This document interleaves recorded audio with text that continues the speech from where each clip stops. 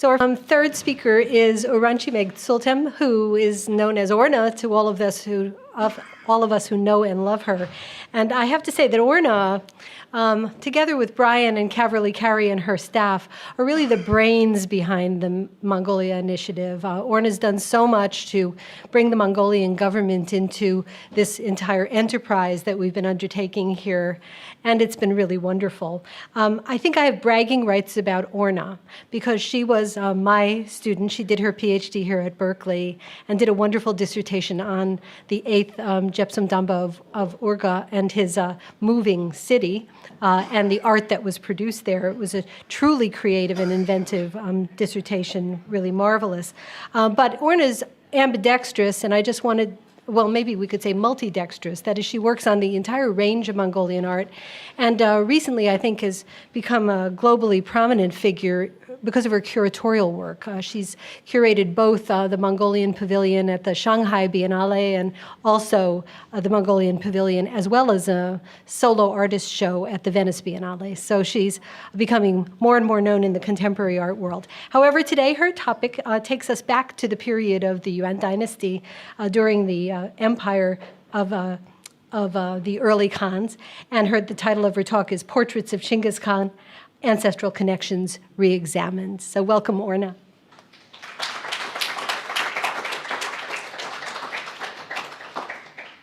Thank you so much, and welcome everybody for my presentation. By no means I am a scholar of Yuan dynasty art, and this experience is still a learning experience, and this draft is a one sort of working still process. I do want to say thanks in this process to Chris, because first time I touched upon this topic of Mongol portraits during Yuan dynasty was when I was a student and presenting at Association of Asian Studies, and presented some notes, and he encouraged me to work on this. And when I went to China for this, specifically for research for this conference in June, again, Chris came to help and made me help to meet some Chinese scholars in Beijing. Thank you, Chris, for this.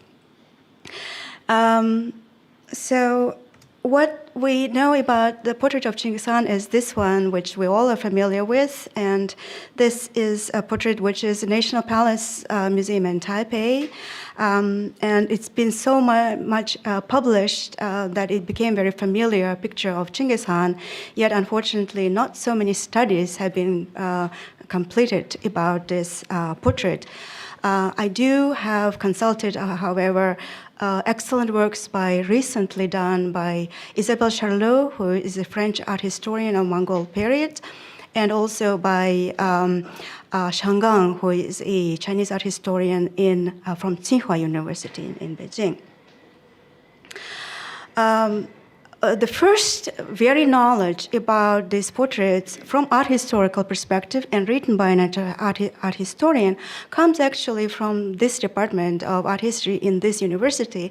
As a young graduate student, Marsha Weidner wrote her dissertation about Mongol patronage and painting at Yuan court. And there in her dissertation in 1982, she informs us about the presence of two portraits. One stored in formerly Peking History Museum, currently National Museum of China in Beijing, and the other one is in Taipei National Palace Museum. And she tells us a little bit about the provenance of these two portraits, leading the one which is in Beijing as an earlier work, according to Chinese art historians, because this work remains completely inaccessible. It was inaccessible already in 1982 when Marsha Weidner completed her research for her dissertation, and still remains very inaccessible. I tried 2 trips I tried to access and see this, but nothing helped. And the scholarship that I also read about this, including Shangan's, they all claim that they haven't seen this portrait in original. So what we have in Beijing displayed is a copy of this one, which they say that is a portrait of Yuan dynasty. So going to this portrait, interesting story behind this and how we have now 2 portraits of Great Han is 1953, Beijing Museum acquired this portrait according to the museum information from the certain Mr. Xishu Cheng. And Xishu Cheng was alive at the time when Marsha Weidner and also later Balchinyam, an Inner-Mongolian scholar, wrote their works and they interviewed him. So Xishu Cheng, Provenance, his acquiring of this portrait goes to an Inner-Mongolian political activist, Gunsinorov, who owned the portrait, and he was in charge of Tibet-Mongolian affairs during Republican China, very instrumental in building up the first printing company in Mongolian language in 1922 to 1929. And in his first publication of this portrait and other portraits that survive from Yuan period in Mongolian publication was by Gunsinorov during this time in between 92 and 1929. For some reason, Gunsinorov gave this portrait to descendants of Cheng Huang, who were a activist during Republican China, and from Cheng Huang's descendants, it came to the hands of Xishu Cheng. Xishu Cheng is known as his connoisseurship, and together with his colleague Qigong, they investigated. So they're the only few people who actually held this portrait in their own hands. And according to them, they investigated the portrait in detail, looking at the paper, looking at the materials, the colors, and they decided that this is the Yuan, the original Yuan portrait from Yuan court, whereas this one is a Ming copy of it. Because none of us has actually seen the Yuan portrait, which is in Beijing, we have to depend on what is accessible and what is seen in multiple publications. This one, which seems to be a Ming copy. So what we have in Taiwan is 8 album leaves, and including emperors, but also including empresses and the number of them, 15 portraits of empresses and 8 portraits of the Khans. So this include Chinggis Khan and Ugode Han, and I'll just quickly go through the 8 leaves. Kublai Khan, which was argued by An Jing as work by Nepalese artist Anige, then his primary wife Chabi, his second wife Namboy. Apparently, the portraiture done so that they're facing each other in this way. Then Tumurul Zitang, Hulikashar Hang, and his wife Senge, who's collector of art herself, of Chinese paintings. Ayurbada Hang, his wife Radnashiri, Toktumur Hang, and the Rinching Wal Hang, his wife Empress Daitumishi. And we have the portrait of Gegen Han's empress, Sogabala, but we don't know, we don't have Gegen Han's portrait himself. So what is prominent about these portraits is what Shangang says is they're very distinctly different from Chinese portraits of Chinese imperial portraits prior Yuan and after Yuan. So it's not only in the simplicity of the regalia of all the attributes that these portraits are made of, but also the constant depiction of so-called double portraits or the portraits of the consorts, including the primary and the secondary wives and concubines together with the Khans. And this combination of double portraits, we see them also in Yuan period in Mongolia, north from Great Wall, where we see the statues of during Yuan time. We also see them in couples. So we also see them in Buddhist paintings depicted as couples. Here we have Vajrabhairava Mandala, the famous tapestry again, made in a different medium. And yesterday Morris was talking about the love for woven tapestries by the Mongol emperors, and he's absolutely right, because we have many textiles surviving, including paintings of very prominent size paintings like this one, Vajrabhairava Mandala. And Isabelle Charlot actually also found records that tell us that some portraits were made as combined with mandalas. This one is not like that because it has worshipping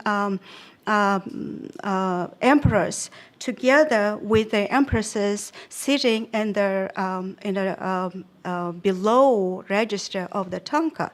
Yet the record that Isabel found was saying Ayurveda king's emperor's case. He had a artist make a double portrait, also augmented by mandalas that would be on both sides, which is a very interesting record. We don't have, unfortunately, those survived. And I think I also agree with Shangang that this tradition of woven tapestries and rugs and very colorful textiles coming from not existing in Chinese imperial portraiture is really coming from the northern nomads.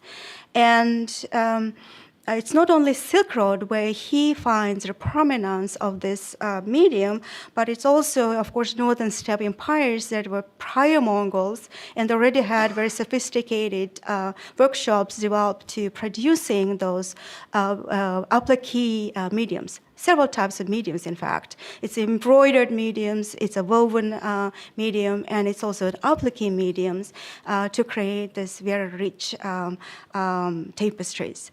This is from Noyungola burial site. The tapestry that is dated around 2 CE to 2nd century before Common Era or 1st century Common Era, and now found in fragments, and it's now held in 2 different locations. Some parts of it in Mongolia, and some parts of it, a bigger fragment of it is in St. Hermitage in St. Petersburg. So we all know also, based on the scholarly work heretofore conducted, that this album leaves that we have at our disposal, there are preparatory sketches, the preparatory paintings that were meant or planned to be developed into tapestries of a very prominent size. In fact, again, the scholars found records of this prominent, substantial size woven portraits of Yuan court emperors hanging in ancestral shrines and temples. So very interesting mentioning only that Shangang gives us, and I would like to develop this idea further, is he says the representation of specifically 5 senses, what he called 5 senses in this, specifically in the medium of the textiles, of the woven textiles. And I think he means here by saying that it's that very, the volume speciality and the 3-dimensional texture of these portraits. And the reflection of light on this needlework and the reflection of light on the medium itself activates the space into the very unusual experience, which we have to admit that even this individual Vajrabhairava Mandala, when we face it, it does give that very prominent sense already. So we can imagine that this portrait's hanging with this woven medium in these ancestral shrines. So what we know from the writings of during the Mongol period is those are not the very earliest images of Chinggis Khan. And for instance, this quotation from Plana Karpini dating to 1245 during his trip tells us that the images of Chinggis Khan were already made in some medium or another prior to Yuan court. Here specifically it mentions about an image which is put in a cart and worshipped. And so the idea of worshipping of the ancestral image or image of the first emperor, the founder of the Mongol Empire, was already instituted by the time of Yuan court. This, I know, cannot be historically proven, and I know historians will dismiss it right away because it's coming from Hoksudar by Injanash, and Injanash was the very visionary writer and novelist, yet it's such an interesting information that I decided to include it in my process of thinking about this material. And what it says, and you can read it, that it talks about this particular effect of reflection of image into a glass box. And of course, Injanash lived in a very Qing period, and during the time of Zhou Boqi, when Zhou Boqi's treatise on his sort of Camera Obscura was already published in 1874, and Zhou Boqi, of course, experimenting with the glass slides and glass plates were known to Injanash, but all this vision about the reflection of an image into a different medium seems to be a very important point for us to look into the proliferation of the images specifically of Chinggis Khan. And was the portrait that we know of today in Taiwan actually following the actual physical aspects, physiognomy of Chinggis Khan? This quotation was recorded by Zhao Gong, who is a Southern Song envoy, and he apparently one of the very few people who recorded his meeting with Chinggis Khan in terms of the physical aspects. Even it is a broad statement what he gives us. His body is robust and healthy. He has a broad and open forehead, long beard, and majestic and distinct from others. The artists seem to follow this sort of description and sort of this ideas that comes from the witness, or eyewitness, so to speak, we can see also in the portrait of the surviving portraits that we know of today. Now, Marsha Weidner, when she studied this topic, she was also found a recording of the artist in the Yuanxi records of rites. And the specific passage here names the artist who conducted the painting of this portrait, and it leads to the high-ranking official of Yuan Dynasty, Holy Huasong, Horkosong, transcribed into Mongolian. And he was also known, as this passage says, he conducted painting also of his own father, Toloi or Ruizong, and of Ugode or Taizong. So, in other words, this portrait is a Ming copy of the Yuan painting that was made by Horkosong in 1278. We even know the date when this painting was made. When Isabelle Charlot looked at this material, she also made similarities. She and also Mongolian archaeologists such as Bayar made a notice of the similarity, visual similarities between a number of statues from this time period in Sukhbaatar Amak in eastern Mongolia this one, which are in open landscape. And they noted that they're different from the Turkic stones. Turkic stones are usually depicted as typologies of Turkic men and standing and holding a cup.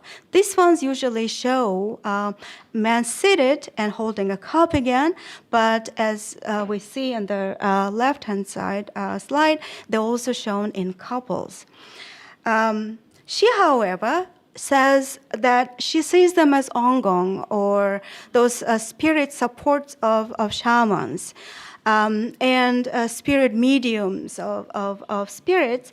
And because, as you see here clearly in this slide, in this photograph, because they were fed, they were smeared in grease and fat, and they were given kadak, and they were giving all offerings. So because they were constantly, continuously, until today, fed and sort of nurtured, they are Ongong. And she cannot see Ongong for the portrait of Chinggis Khan or other imperial portraits because they're not fed and they're not smeared or they're not nurtured in the way that stone sculptures are. She, however, sees them as Sult, or the translation of this would be of the vital energy, representations of the vital energy of the Khans. So this comes to me as the two notions of a Sult and Ongong are interrelated notions already. And it's a confusing to sort of see them in a very different light as they have been presented to us. When we see the Korgosun, the artist who painted this, told us to have painted this, we don't have a full biography of Korgosun, but glimpses into his life and dates were illuminated by various scholars.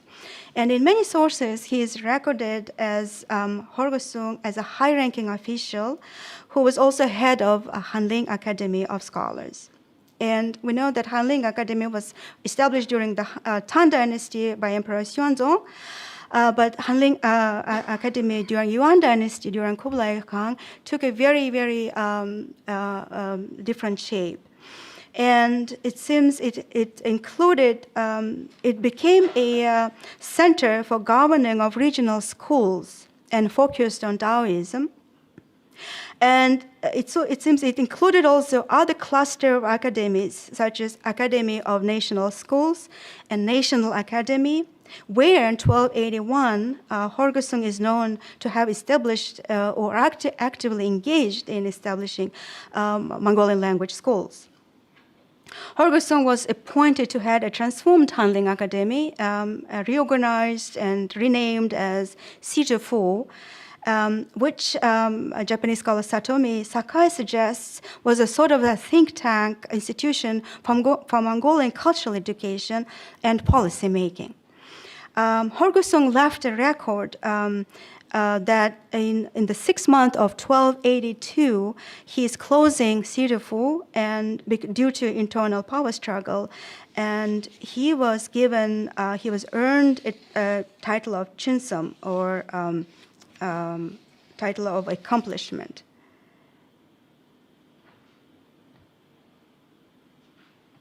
Okay. So when we look about the visual aspects of these portraits, we see the very much the color is strongly coded. And the white color is the dominant of several portraits in this set, the surviving set.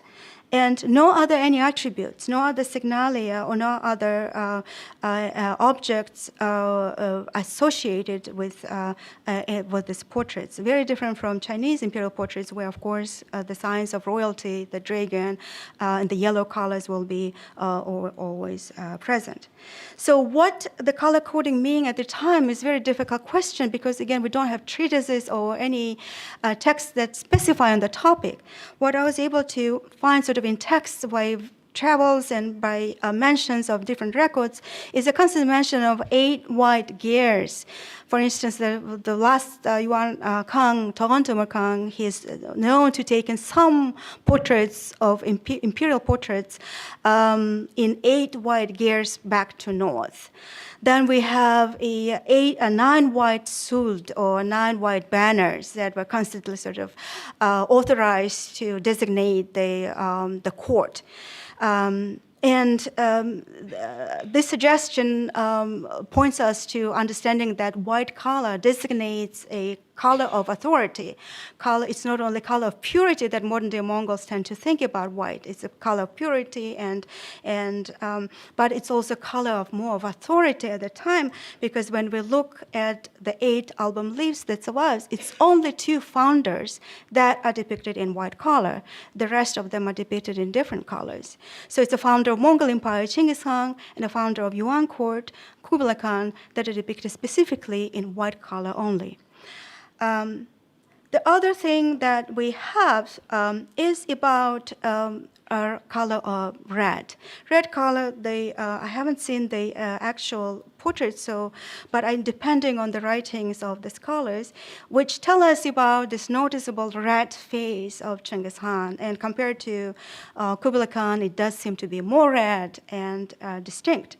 So red is, of course, the color code of fire and hearth, and this seems to go to the questions of fertility and question of hearth specifically, because just looking at the 2 portraits of 2 wives, we see that the primary wife, Chabi, is depicted in white, and on in the position of the right-hand side, whereas Nambui, the second wife, is depicted in different color. And the positioning here seems to be also very important, because even though the 3/4 view was also prominent in Chinese imperial portraits, here especially we were accompanied by wives, and having the primary wife on the right side, and it seems to be the right-hand side of Barong. We know that this given the prominence. And the Barong, we know that historical development of the symbols in Mongolian trajectory, it continues to be also favoring right side or west side as a side of authority. So what are the signs of authority we do find in the other records? So again, looking at Plana Karpini just as one example, we find that he talks about this particular cases when he saw Batu, for instance, and he met with Guyu Khan, then he mentions about this little tent above their head. And this is very interesting to me, because now we have 3 signs or symbols of power. We have a color, we have a positioning to right, and we have a tent overhead. When we look at the contemporaneous shallow monastery in Tibet, for instance, where all the ethnicities of Yuan court are depicted, here we have Tibetan monks, we have Chinese authorities, we have Central Asians, we have Mongols, and we have a Chinese depiction under canopy. This is a draft of Yuan depictions, Yuan images in shallow. But we have interesting depictions of specifically tent in the progress of development of power in the personage of Zanabazar. I know this is a very late period, but in the manuscript that I'm working on and trying to see how these imperial elements from this early period were borrowed by specifically Tushar Han lineage to shape Zanabazar into a new authority, new understanding of authority. This tent that was mentioned with Batu and mentioned with Guyu Khan appears again above the head of Zanabazar. And when we see other Gypsum-Dombas, this is Agwansha, both are the same artists who produced these 2 paintings for Qing court. They bear the inscriptions tell us the name of the emperor, and Tongzhi emperor. In Tibetan portraits, the tent disappears, giving us a teacher, But with the Zenobazar portraits, again, the tent appears, but the tent also here is clearly, in this woven portrait again, we see it's a painting. In other words, a painting here appears in a tent above the head of the depicted, becoming this new symbol of the power.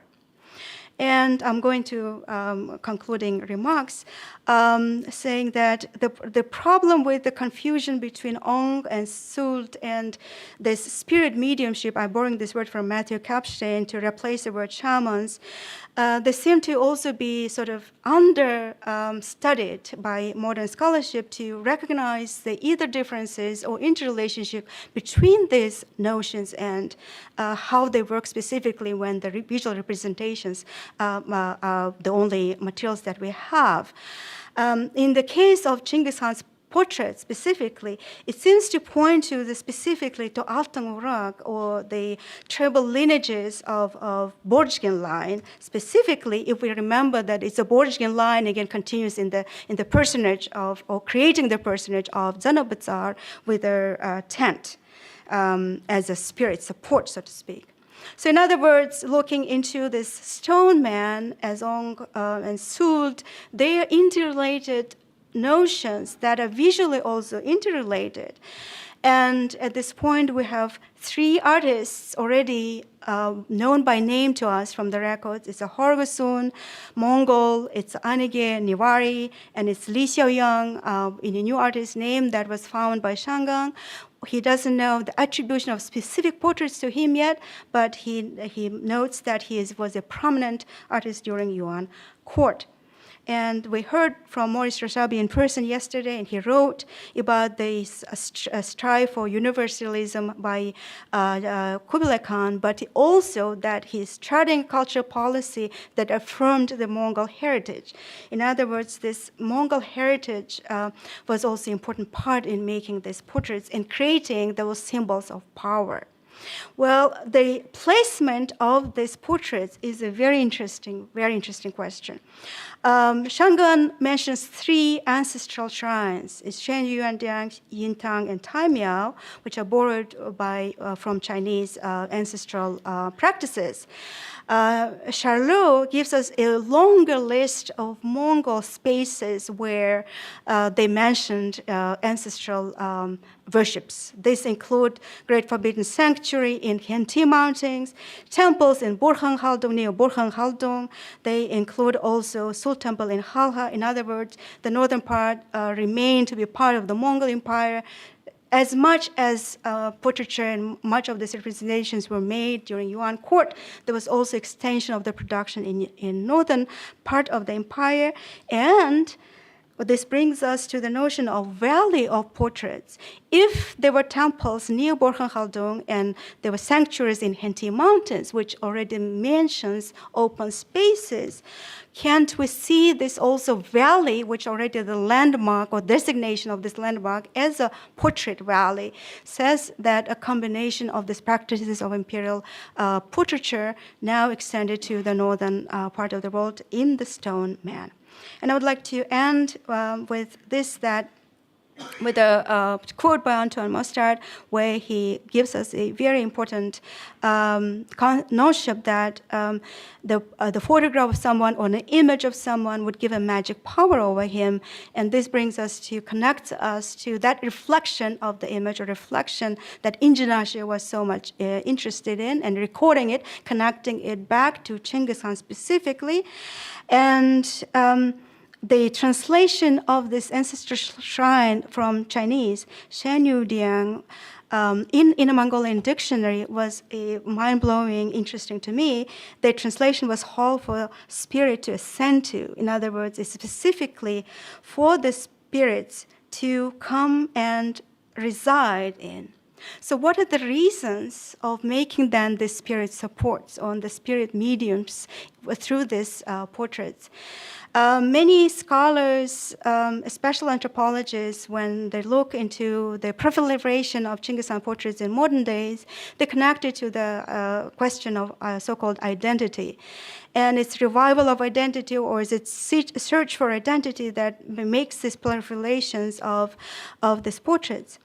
I would like to see a little bit revisiting of this term and revisiting of these ideas in terms of the spirit supports because this understudied field of spirits, Ong, Tengri, Borhang, Sahus, these are all terms that do not have equivalents in English language or any Western language. Neither have they have been studied enough to have a proper understanding of the differences in nuances between them. And the modern practices of ancestral connections, specifically, or the shamanistic practices, is not only about protection, welfare, and healing specifically, but it's also connecting or finding those ancestral lineages, ancestral lines that were specifically targeted and destroyed during Soviet times. So, looking at all this in the very various contexts, we will continue. I will hope to continue to complete my research. Thank you.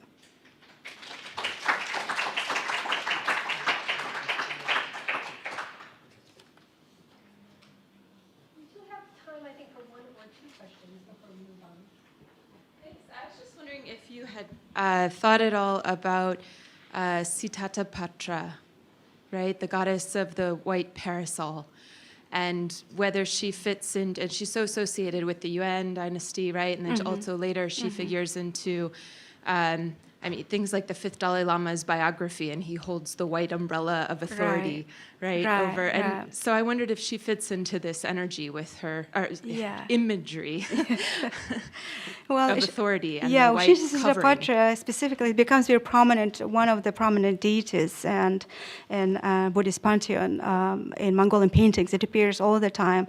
However, my understanding, especially after the 5th Dalai Lama, then the protection by Sitatapatra was for state protection. And I haven't. It's also possible the symbol of power that I was trying to find in these portraits goes together with Sitatapatra.